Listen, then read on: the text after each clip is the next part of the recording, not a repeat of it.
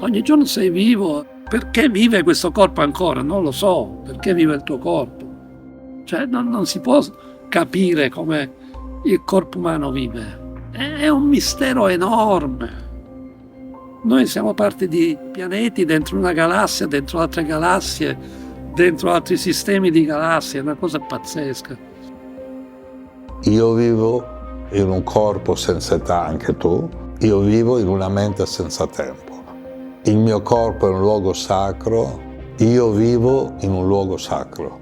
Io credo che noi siamo su questa terra per dilatare la nostra consapevolezza, approfondirla ed essere eventi rivelativi. Se diventiamo coscienti di essere lo spirito della creazione che sta parlando adesso. Si incarna in me, in tutti noi, per parlare. Siamo qui a imparare a vivere, a scoprire le nostre potenzialità, a scoprire chi veramente siamo.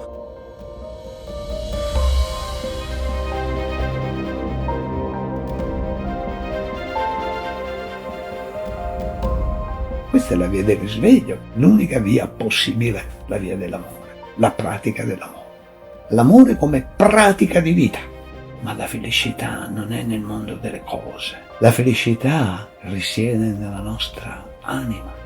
Noi cominciamo ad amare noi stessi, non più in quanto personalità, ma come proprio cellula di questo corpo divino. Chi ha la felicità interiore si attirerà a situazioni dove potrà essere felice.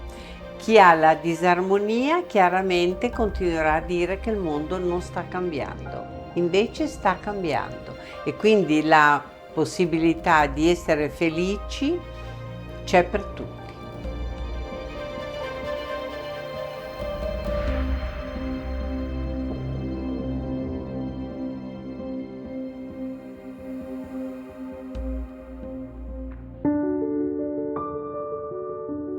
L'amore è una forza cosmica ed è quella forza che permea tutto il creato. Ovunque c'è amore, c'è unione, c'è armonia, c'è equilibrio.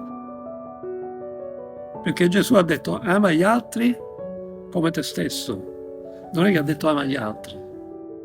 Amare noi stessi non significa amare la personalità o amare le nostre emozioni, i nostri pensieri, i nostri meccanismi egoici. Trovare l'amore che siamo, riconoscere l'amore in noi.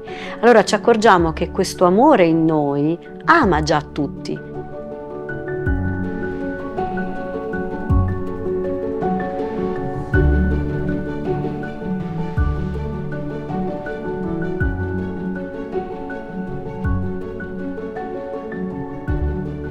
Quindi non siamo liberi come persone, ma potremmo liberarci dal concetto di essere una persona separata e in questo trovare una libertà molto più profonda.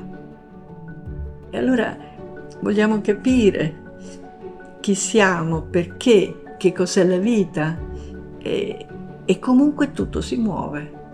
Non c'è solo Dio che sta nei cieli, è nei nostri corpi, quindi questa divisione tra uomo e Dio è totalmente arbitraria. Dentro di noi ci sono tantissime parti inconsce.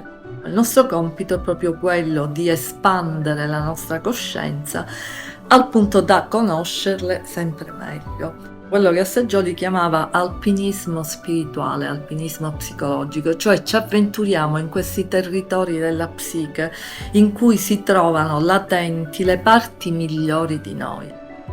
La coscienza cosmica nell'uomo sta raggiungendo l'autocoscienza di sé per fare un passaggio.